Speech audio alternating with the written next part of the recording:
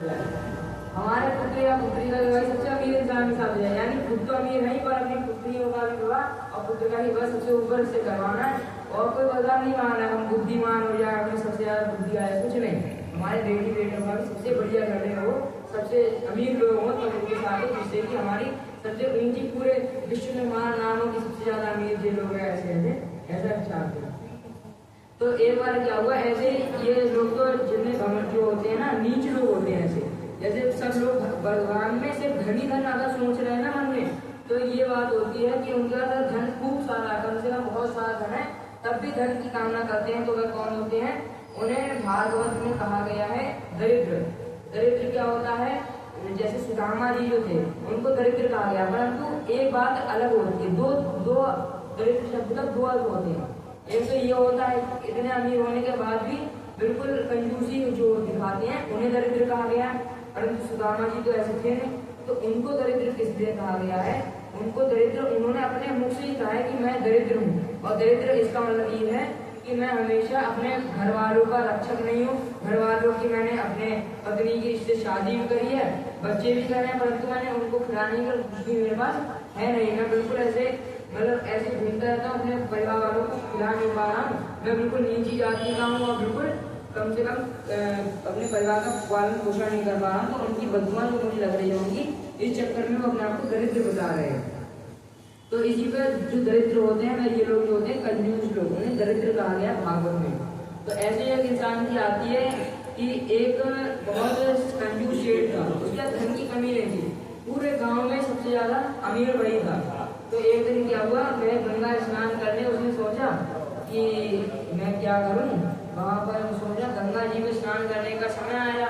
तो अब गंगा जी में सोचा कि अगर मैं वहां स्नान करने जाऊंगा, क्या बोला तो पीछे से पंडित आ जाए और कह दे कि महाराज जी निकालो छोटा, निकालो जरा, ये गंगा जी में स्नान किया और तुम्हारा पवित्र स्नान करवा दो ताकि तुम्हें भगवान के धाम को जाने का मौका मिला। तो ऐसे वो इस चक्कर में सोचा कि रुपये देने पड़ेंगे। अब ज्यादा इतना अमीर है, इतना अमीर कि पूरे गाँव में से ज्यादा कोई अमीर नहीं है, तब भी वह कंजूसी में है और वह सोच रहा है कि मैं ऐसी जगह जाऊंगा जहाँ पर कोई भी लोग ना हो, अकेले ना होगा, आराम से गंगा जी में स्नान करके, भले हम कितने भी गंदगी क्यों ना हो, आराम से नहाऊंगे। चलता गया, आराम से चलता गया, बहुत दूर पहुंचा, वहां देखा कि बहुत सारे लोग हैं, थोड़ा आगे बढ़ा और आगे जाता गया, फिर कहीं दूर जाके एक शमशान घाट आ गया और शमशान घाट में रहते भगवान शंकर जी। तो वहीं पे वो उसने सोचा यहीं पर आराम से नहा लेना हूँ, यहाँ पर कोई है भी नहीं। तो भगवान शंकर ने उसकी मतलब परीक्षा लेने के लिए उन्होंने सोचा कि ये सबसे ज्यादा कंजूस बनता है, तो आज इसका मैं ही परीक्षा लेने आता हूँ। तो इसे आज कुछ ना कुछ हो इसकी परीक्षा लेता हूँ कि कितना ज्यादा कंजूस है ये। मैंने सुना कि थोड़ा कंजूस है, पर देखता हूँ कितना ज्यादा कंजूस है।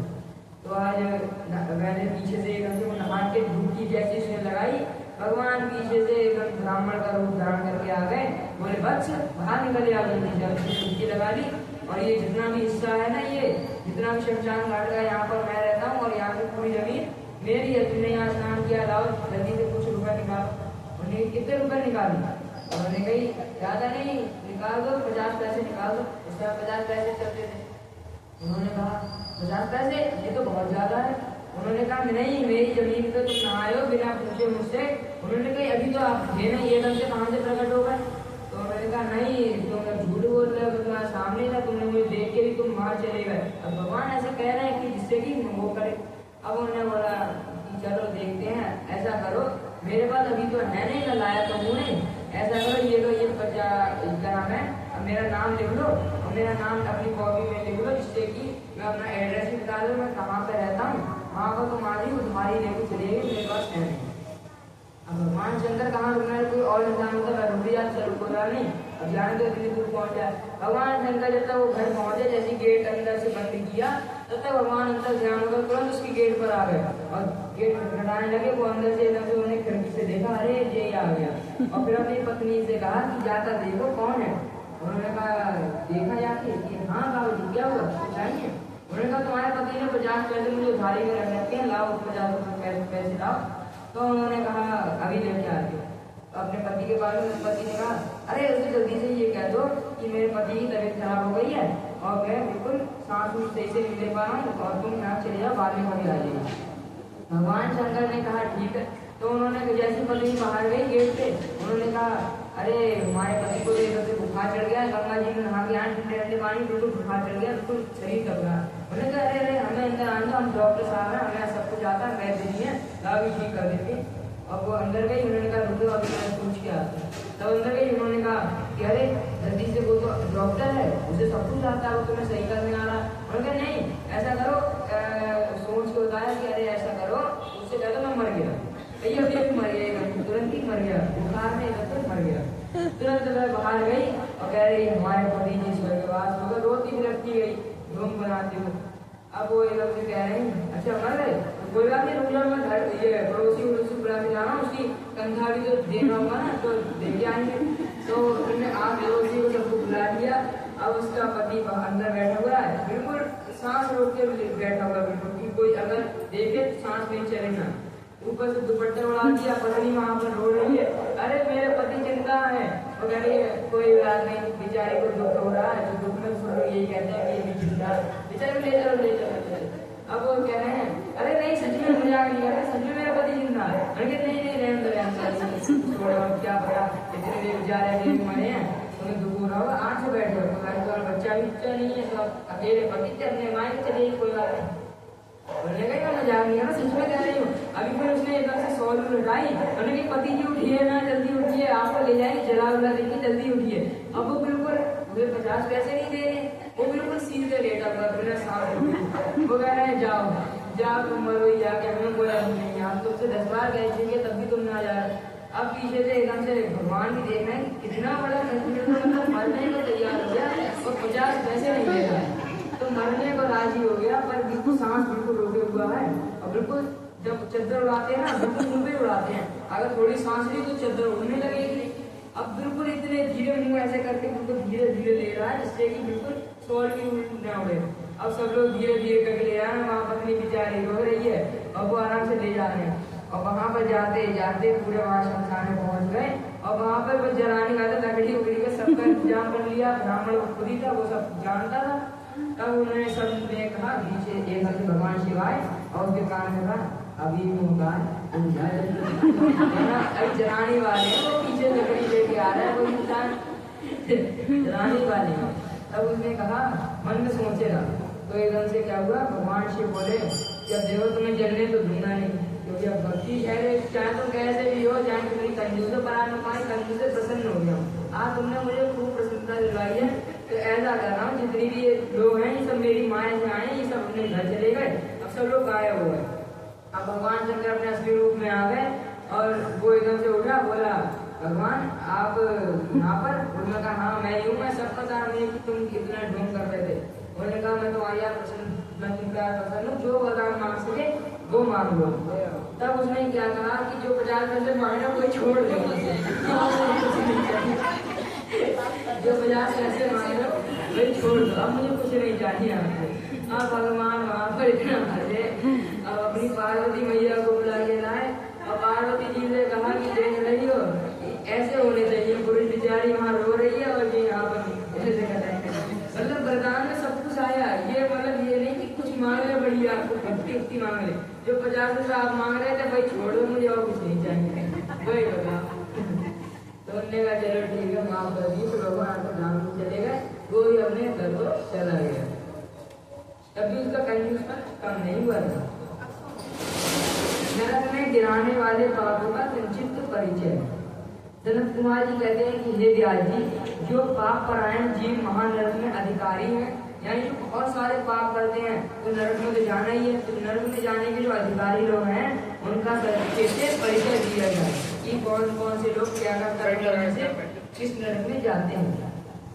तो पर स्त्री को प्राप्त करने का संकल्प, यानी कोई सोच रहा है कि हमारी पत्नी को छोड़कर हम किसी और पत्नी को अपहरण करने और उसे हम चाहने की इच्छा करें, तो ऐसे जो लोग होते हैं और पराये धन को अपहरण करने की इच्छा यानी चोरी करने की इच्छा, चित्त के द्वारा अन्य चिंतन तथा न करने योग्य कर्म में प्रवृत्त होने पर दुराग्रह, यह 4 प्रकार के मानसिक पाप कर्म बताए गए हैं। यानी आपकी जो बुद्धि है कलयुग के मानव की, तो उनकी जो बाकी लोग हैं उनकी जो ऐसी बुद्धि है उनके लिए बताया गया है, ये लोग हमेशा पाप में जाने वाले होते हैं और नरक में जाने वाले होते हैं, इन्हें कोई रोक नहीं सकता।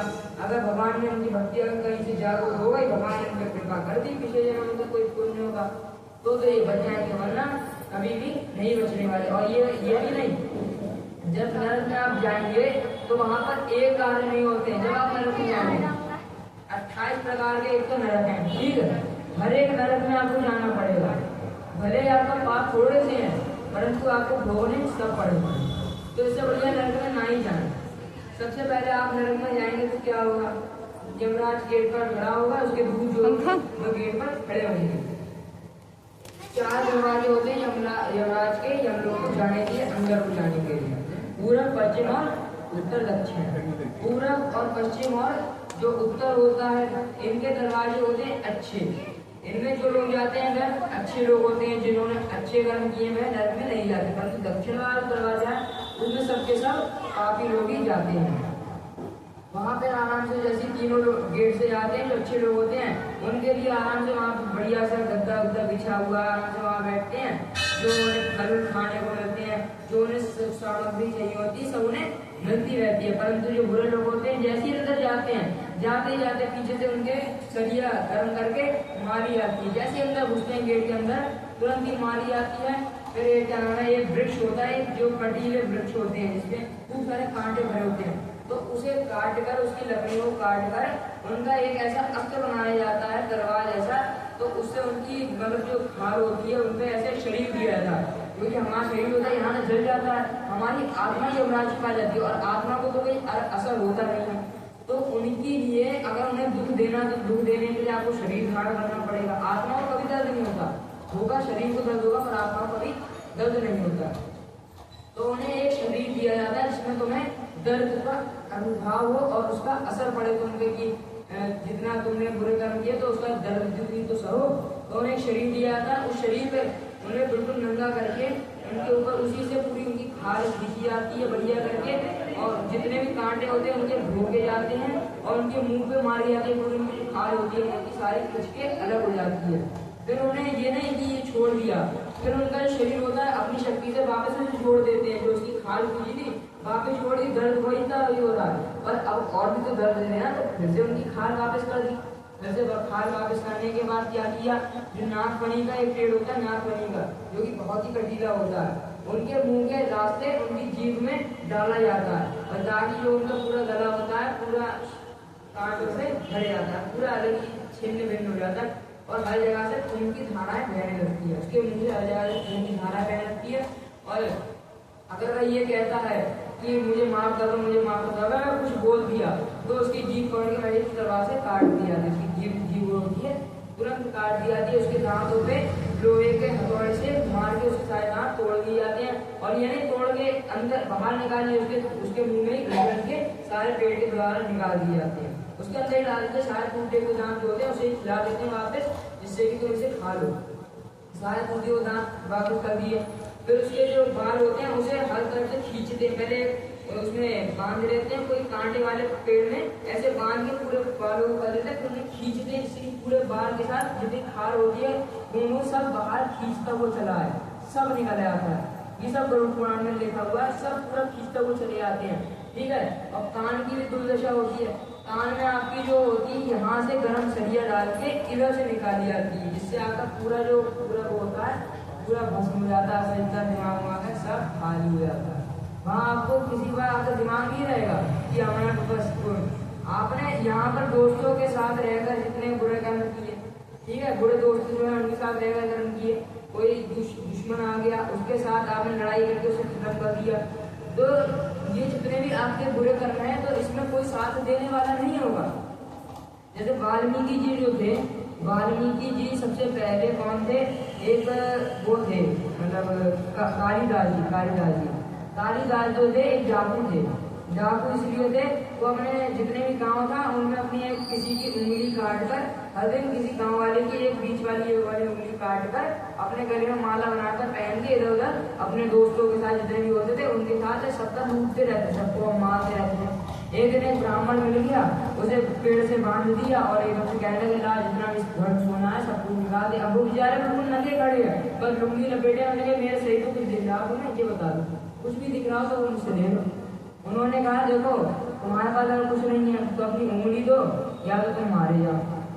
तो उन्होंने कहा मैं तुम्हें अपना शरीर भी दे दूंगा, तुम मुझे मार दो, मुझे कोई दिक्कत नहीं, ठीक है। मुझे अपना पाप तो मुझे अब लगेगा नहीं, मैंने बहुत पुण्य कमा लिए साधु जीवन में रहकर, अब पाप लगेगा तो तुम्हें लगेगा तुम मुझे मार दो। परंतु एक बात है, जो तुम कर रहे हो, ये जो कार्य कर रहे हो, तुम्हारे वो घर वाले हैं कि नहीं है? उन्होंने कहा हाँ मेरे माता पिता हैं, मेरे पुत्र हैं और पुत्रियां और मेरी एक पत्नी भी है।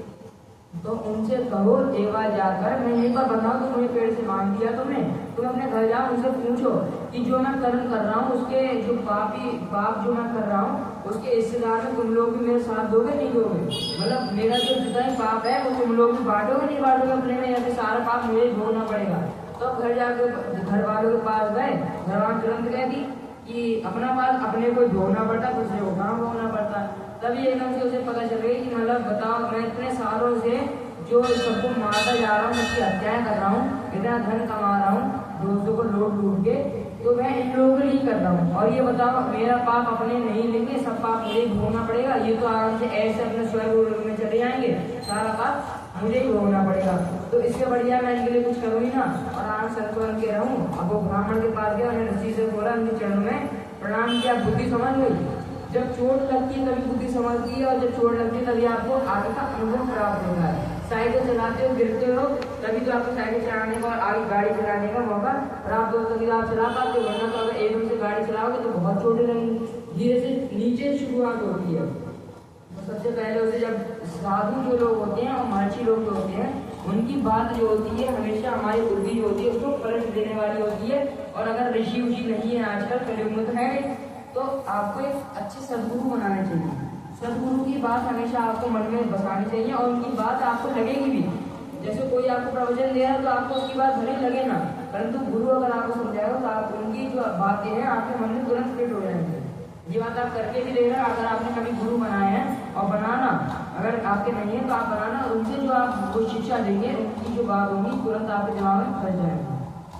तो इसलिए जब उन्होंने सब बातें बताई तुरंत उन्होंने रस्सी को खोला, उनके चरणों में प्रणाम किया और प्रणाम करके तुरंत कहा कि महाराज जी मुझे माफ कर दीजिए, मैंने आपको ये करा और आपने जो कहा था कि सत्य है, अपना पाप खुद ही भोगना पड़ता है, वैसे ही मैंने जितने भी घर वाले थे वो सब मना कर रहे हैं, तुम्हें अपना पाप भोगना पड़ेगा, इसलिए मैं आज से संत बनना चाहता हूँ। आप मुझे एक ऐसा मार्ग बताइए इससे मैं नरक को ना जाऊँ, भगवान के धाम में जाऊँ, आप मुझे ऐसी भक्ति बताइए।